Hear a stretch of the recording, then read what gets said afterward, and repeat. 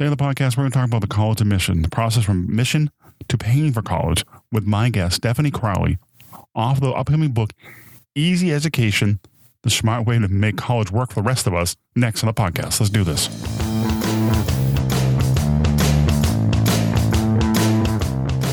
Welcome to the No Sitting on the Sideline Dad podcast, a podcast about a journey of discovery and conversations about not sitting on the sideline of life.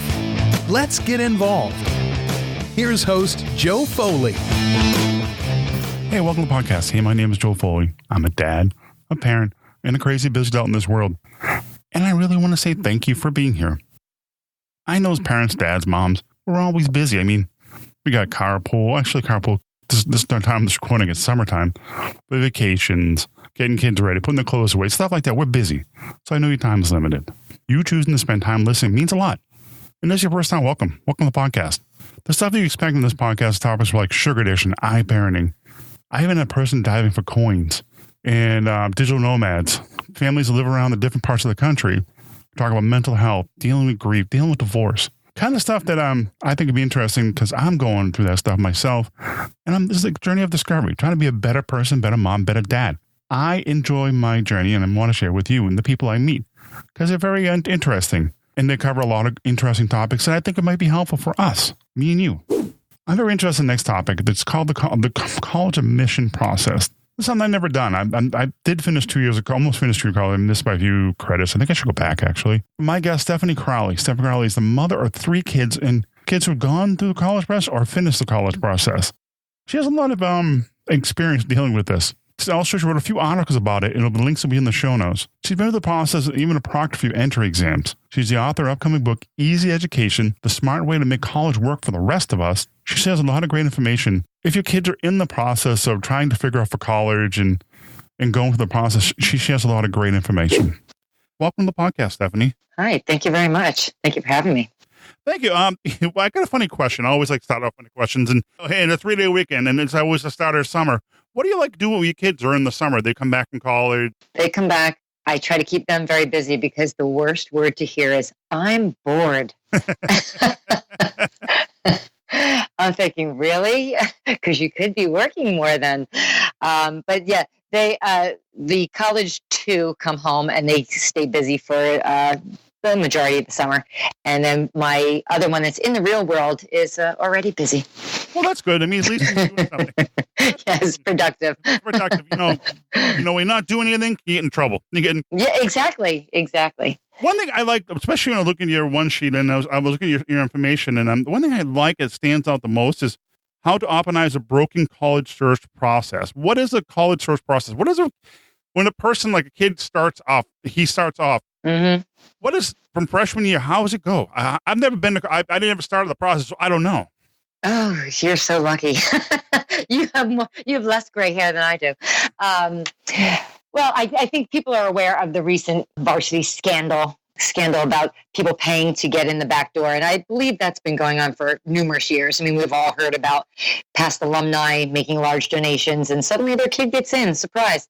For the most part, you realize, well, they donated money to the campus or the school somehow. Maybe they built a new library or upgraded a gym, and other children, other students would benefit from that. But the recent scandal took it a step, I'd say, lower. It was superimposed faces on other students' bodies and claims they were athletes and they were not. They took tests that we all take in standardized testing rooms with a proctor. They took them in a hotel room. Like, that didn't send any flags up for the student. They're saying, my student didn't know, or I tried to just get them in the back door and, I didn't want them to be involved in any of this scheme. Well, if they're taking a test in a hotel room, that's kind of a red flag for me, being that the test is offered around the state, every state, in many high schools, not every, on Saturday mornings. So why did you particularly have to have your test done in a hotel room, one-on-one? What does a kid go through for testing for getting into college? What does they have? What What is like that when they walk in the door and stuff like that? Now they're taking the PSAT probably sophomore year to see, where they gauge how much they do know, or, is the test right for them. They're taking it once, maybe twice junior year, and then you're applying to college early your senior year.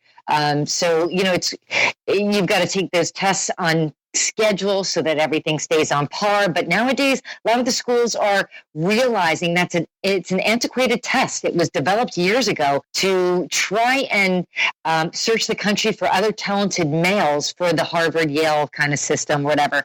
And how much sense does it make today? Yeah. So a lot of schools are waiving test numbers. It's you don't have to take the test. You don't have to provide scores. Maybe they're looking for other things. Well, basically, like the test day, they come in, it's like, basically pockets inside out, Yeah. I've been a proctor and I did the AP exams. All the students' personal belongings over in the corner of the room where they can't touch, smell, see, anything. Nothing can be near them. You hand out the test booklet. It's closed properly with a sticker showing that the seal has not been broken. You collect that portion. You send out another. Because in the past, kids were super smart. I mean, the College Board has spent so much time trying to negate any possible testing situation that would cause question on anyone's results, more so than developing other testing item, maybe improving the test, changing the test, whatever. But they recently did change it. It is stressful. Most kids still take it, but that's that's the start of the college process. I would say that's the start for the student. The parent should start by doing their research. It's just research. You can't get enough research. Nowadays, you can't. I don't think you can avoid being online in some type of parent forum. That's really a good start. I mean, my son just started in first grade. I got a little ways to go, but I mean, it's going to come by like that. You know what I mean? Yes, it is. He has to have his first reading assessment next week before he enters the kindergarten. So it's like I'm already starting the process. Got all the paperwork. Yes. I'm like, yes. Next thing I know, college is going to be here. Yes, true. And you don't think it goes that fast. It's all on a track. And I think the earlier the parents and the student develop their readiness, like if their path is college, great. Then you start the whole research and everything. It may not be that way. They may not be a lover of learning. They may choose to do something more with their hands or some kind of skill they developed. That's fine too. But with the price of college these days, and I can't even imagine what it'll cost for your child to go to school by the time he gets there. The inflation, the rate that it's inflating is incredible. I've heard something the other day about, I think I heard something the other day on the radio, how, the whole problem with the college scandal and kids just not applying to 1 or 2 schools. They're applying to a ton of schools. That's the other, I guess that's it's not a cost effective way to do it, but kids now are realizing they've got to apply to 8 to 13 schools on average. And these applications are not cheap. I'm going to say 70, 75 now per school. So you're spending a ton of money to apply to 13 schools. You're not getting that money back when they say no or they waitlist you. So then, write that money off. Then you're paying for all the testing scores and to electronically send the score to the school. You're probably paying for test prep. You're paying for maybe a college counselor to give you some guidance. You're paying maybe someone to do your taxes because it's just a money maker all the way along. You're just handing out money to the next hand every step. We notice all the big schools too, and I won't name names, but all the big schools have big endowments and all that stuff, and they keep charging the kids crazy. That's true. But I mean, I was at the time of this recording, there was a college down south that the speaker when they graduated paid off all the loans and the students. The students were like, They should be laughing from now until they, their last day on this earth that they walked away with, a free college education. That was amazing to hear that. I was like, wow, maybe a few more millionaires will step up, but that's a Band-Aid on this situation. It's just, you can hear the numbers. There's $1.5 trillion worth of student debt. 40% of all student loans are in default. It will affect the economy at some point. I keep telling anybody that listens, if this isn't discussed in the next election, I don't know when they're going to discuss it because it will squeeze the economy so tight. Like my kids are not going to go out and buy cars and buy a condo and go eat dinner in town every night at your lovely little restaurant because you don't have that disposable income when you've got loans to pay off. It's just, they want to get out from under the debt. But, everyone's going to say, well, maybe you shouldn't have sent your kid to school. every kid has a right to education. They should be educated. And nowadays, I was explaining to someone else, isn't it odd that just to be a teacher, you need to have a 4-year degree and probably a few more years of either a year or more of special education, which most of them do. If you even just take Rutgers, which is about $38,000, I think, for in-state, and you take that and you're paying that 4 years at least, you come out and you probably have debt because you've taken a loan, and now you're a teacher. And what do you make when you come out? I just saw a commercial just before we started. I guess there was a public school teacher in New York City making $25,000. You're not even making what it costs for a year of college. So how are you paying those loans off? Yeah, and they're saying a lot of teachers are leaving the field because you start in the field and realize this is not going anywhere. And that's just one profession. I'm not just saying it's only teachers, but there's a lot of professions that expect undergraduate degree. Many are now asking for a master's degree. Who can afford that? Have you ever talked to any other parents about it? Like, in conversation with parents? I did 8 years of substitute teaching in the school system. I was on a parent board that supported our guidance committee. So we, pushed out information and made sure people, sped up communications between the faculty and the district as a whole. I have plenty of friends. I wrote a few articles on this because suddenly I became the poster child. Like, hey, you've sent one off to college. You're doing it again. You learned a lot the first time. What did you learn? Share your experience. There is a lot to learn, but it's so funny. I mean, I can give a lot of advice, but until you're in it, you don't know what you don't know, and you don't know what you need until you're there. So it's very personal because you really have to look at it. Like I said, the child has to decide if that's their path. The parent has to research, but then your parent and your child have to sit together and decide what's the best way to optimize this opportunity for their family, really, because you're putting up some big bucks, whether it's your bucks, grandpa's bucks, a loan, something, it's a big investment. And to rely on just the guidance counselor as much as they do and as great as they are, and they're a great resource, you don't really want to put your hundreds of thousands of dollars in someone else's hands to guide you. You want to be hands-on. Well, it's like you mentioned before. Not everybody has to. Everybody deserves education, but not everybody has to go. No, they don't. There's other opportunities, but everybody needs a baker. They need a police officer. Exactly. They need some people who do other stuff. But also it's outrageous. Like you said, the economy. There's a bubble. That's a bubble right now. Oh, there's a bubble. That's coming. We haven't figured this out yet because the government is allowing the colleges to continually raise their tuition prices because they know we want our kids to go to college. We're going to go out and get a loan. And that loan cannot be wiped from bankruptcy, from anything. Like you will owe that loan forever until it's paid off. So they just keep getting their money back. So nobody has any skin in the game except the student. So the college doesn't even have to, one just graduated. They're not on the hook for anything. They don't care if he gets a job or what he does or whatever. They just want to be paid back. Just keep paying because they loaned out some money and they know it's coming back.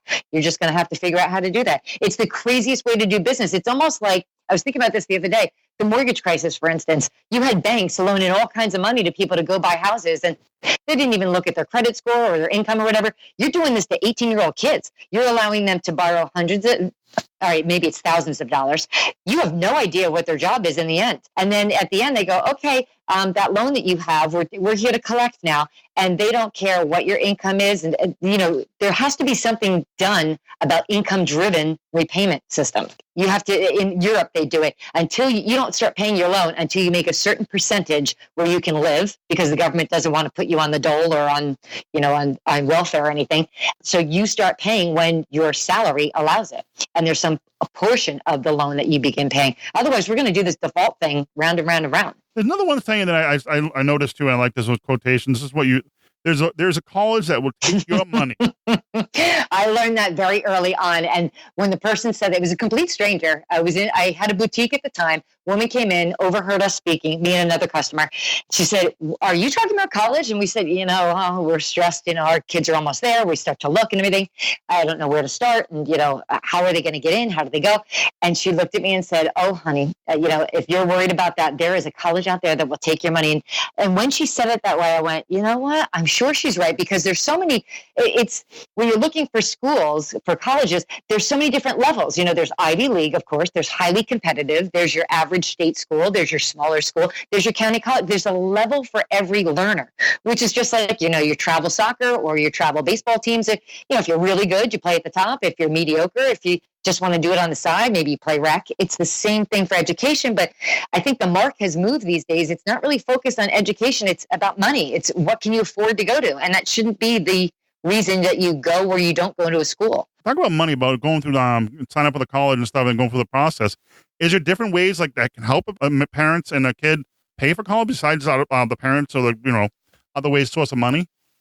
Well, of course, the recent scandal showed that you can get a scholarship if your picture looks, enticing and you look like an athlete. But, of course, there are kids that it changes their life, that they are, the football player from the inner city or whatever, didn't even plan on college and they get a scholarship to go. That's absolutely fantastic. Life-changing for the child. Otherwise, you do get merit money if you score well on tests, or maybe they like your grades enough, or, whatever it is. When you apply to college, the whole system's backwards. You're paying this fee to put in your application. They tell you yes or no, like, okay, you get a yes. You go, okay, you can come. And you go, great, I got in. But you don't even know your price tag yet.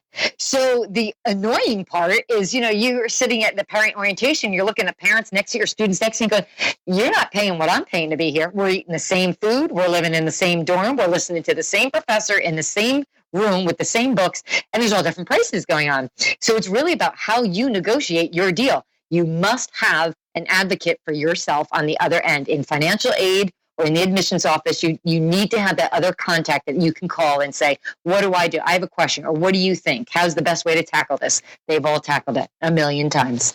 Your question will not be the first. Well, it's interesting about the people, the celebrities that got the kids and stuff like that. And I think there was, I'm not going to, like I said, I don't remember the exact name, so I won't say it.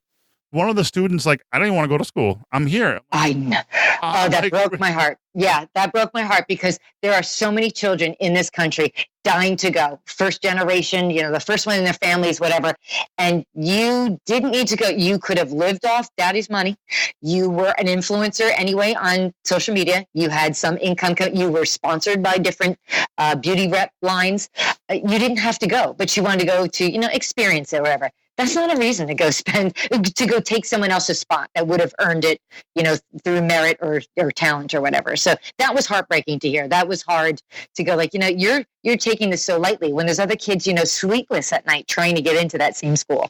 I mean, how stressful the kids get going through that problem. Oh, that's the problem is being in the school and substituting. I often say parents should be required to substitute for a week a year in their school.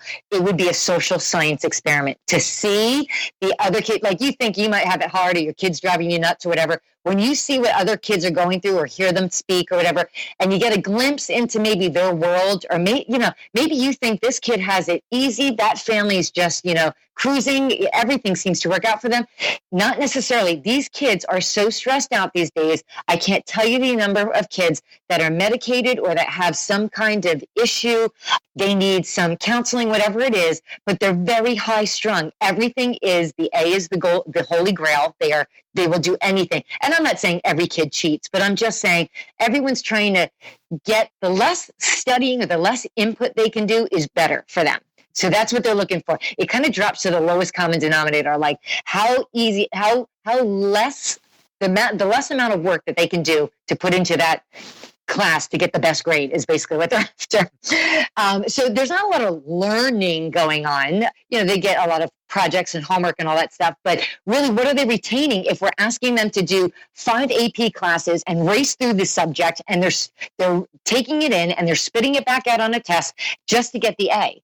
And then they're grade bargaining at the end of the semester going, hey, can I do something for extra credit because my grade wasn't, what are we doing? Are we running after the A? Or are we trying to groom the kids that are passionate about a subject and really get them to learn and enjoy it? That's kind of the scarier side of it. It seems like they're already stressed out to the max before they even get to college. Stressed out before they go. The saddest part, I would say, is about November time for the seniors that are in high school. Every single day, they should just have it on record because everyone comes up to me and goes, what school are you going to? What school are you going to? What school did you apply to? What school you get into? And it's always like, where are you going? Where are you going? And my middle child was stopped in her tracks. She was on a service trip in a very poor area of the country. They were there for a week. The homeowner comes up to her and says, hey, he said, are you going to college? And it was, she came back to tell me it was the way he asked me. She goes, I've never been asked, are you going to college? Here at home, it's where are you going? It's the assumption that you are going. And I think the kids, every kid, whether you're ready or not, you feel that pressure. Like everybody else is going, I have to go with it. Like it's almost like a herd of sheep. They're just following the masses. Like this is what we do, and the big thing to get into any, what you call a decent school. If you want to go to a particular school, you've got to stand out these days. Even my youngest one, the most talented athlete and student among the group, it was kind of eye-opening to go, wow, she doesn't even stand out. She was put into a middle category of like, you know what, there's a lot of girls with your GPA and everybody does community service and everybody's an athlete. And it was scary how watered down it is because the competition is that large. How about how can somebody stand out? How can because you have 3 kids been to college? Mm-hmm. How can a kid stand out? I was just reading recommendations the other day, also from the head of the college board. I mean, ages ago, the common application that most people use to apply to college, because most colleges take that, accept that format, they would have about 10 lines on the application of volunteer things or things that you were involved in during high school. List your activities. They've cut it down to, I think, 4, and they might even, some schools are considering cutting it to 3. The general recommendation is colleges don't want to see some long list of like, I did every sport given to me, the opportunity. I was in every club. I did everything in church and the community. When you're spread too thin, you're only really touching, it's just the tip of the iceberg. They want to see your passion. So if you have 1 to 2 things that you started even in middle school and you found this interest and you carried it through high school, they want to see consistency and depth. It's not about doing everything and being everything. And I think that's where we're losing track. I think what I'm seeing from the student side is they're all trying to be what the college wants them to be. It should be totally reversed. We should be having the schools chasing the students, saying, we love your background. You fit our spectrum, the type of student we want. We want what you have, and go after the students. Why are we all scrambling and, sending out 13 applications to all these schools, which they're collecting millions just on applications? Millions. It's like a big business, like big oil. It's huge. It's huge. It's like any other big business. It's crazy. And it really doesn't have to be. We're making it that way because we get caught up in it's a game of fear, and it's all gone backwards. So, you have to lay out all this money first to find out that you get in, and then you don't even know your price tag, and you're negotiating with the school, but you have to put a deposit down May 1st of where you're going to hold your spot. And, you're coming down to the wire and you don't know your final price tag. Maybe you're trying to make things work and, figure out how you're covering some expenses, and you get knee deep in. You can't back out then and go, you know what? I'm going to go with plan B and go to the other school that accepted me, because you're already knee deep in. You bought the T-shirt. You told everybody you're going here. There are kids that switch after, college T-shirt day on May 1st. They go, I got a better deal. They do switch. If you get a better deal, more power to you. But it's that you get so far in with one school and you go, there's no real changing your mind. You can drop out, but then, you're taking a gap year or having another plan. May 1st is college T-shirt. That's interesting. Yes, because your deposit has to be in. So you have committed to that school. I had a friend that student couldn't commit. She put 4 deposits down. That's $500 at every school. So you now wasted money, and you took away spots that other people are now on the wait list for. So now they're stressed out, or they went to another school. You have to take another offer. Basically, it's absolutely crazy, and we're feeling the fire. Another thing I'm talking about is your upcoming book. You're going to write a book about this topic? Yes, it's been in the works for a little while, only because the friends were the instigators that said, you know what, you have so much experience and you always are telling us, things we want to know. You got to write this down on paper. And I thought, let me take some time and just put some pencil, it wasn't pencil and paper, but I typed it out.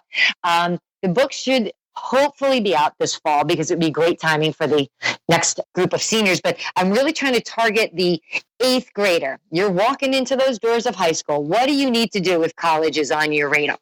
Because the college application will include anything and everything you've done from freshman year on. Now, just reading some feedback from the college board, they're toying around with, maybe we don't really ask or demand to know what they did all 4 years. Maybe it's just 3, because you have to let the child or the student, at that point, the high school student, at least feel things out. Freshman year is that year, like, I got to look around at my high school. Usually the high schools are quite big. It's bigger than their middle school. They offer a lot more. They need to find like what they're interested in. Maybe they failed at something. Maybe they got cut from a team or whatever. And okay, that sport's not for me. Or they dabbled in, some IT club or whatever. And that's not me. And you don't want to list something on the application and look like you started something and you stopped or you failed and you couldn't rebound. Like, they want to give them a little bit. Everything doesn't have to be serious. And I think they're kind of getting that right now where, maybe we can give them freshman year. They don't have to list that stuff. So my book is trying to guide that student and the family, because if your kid's on that college path, the parents have a lot of research to do. How are you going to afford this? Where do you want to look? How far away do you want your student to be? Mine are all in driving distance. I just didn't feel the need to commute them and put them on a plane and mail stuff there. And it's just all the more expense. Yeah. I guess some final thoughts wrapping up. What are your final thoughts for parents? Give you like 1 or 2 tips so you help them out when they're in a situation. For parents, I really want them to take a deep breath and calm down. And I heard a great comment that C's get degrees as well. Not everyone has the valedictorian. Not everyone has a lover of learning. There's a path for everyone. There's a school for everyone. So, like I said, someone will gladly take your money. It's for parents, just research. Do what you can. Make it is a very difficult time to work with your child. You don't even want to talk. Your child doesn't want to talk. They feel the pressure.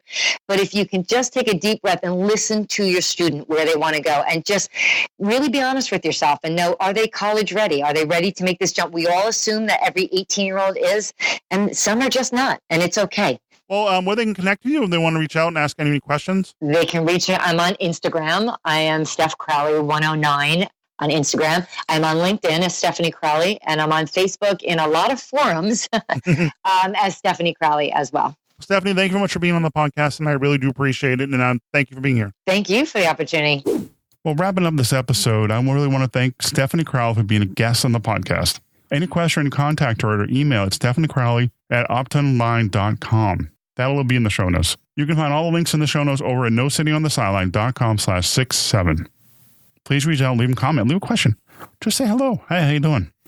You can find all the contact information from me, like my social media, email, even phone number at nosittingonthesideline.com/contact. Wrapping up final thoughts. Yeah, college, it can be a lengthy process and a very expensive process. Do your research, because college is big business and it's a lot of money. So make sure you know where the money's going. Well, thank you for listening. Until next time, take care. God bless.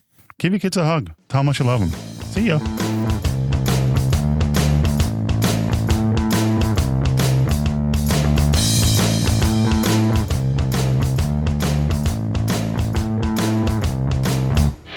Thank you for listening to the podcast. Please subscribe to the newsletter to receive updates of the show and helpful and useful tips. This has been a production of Foley 42 Media.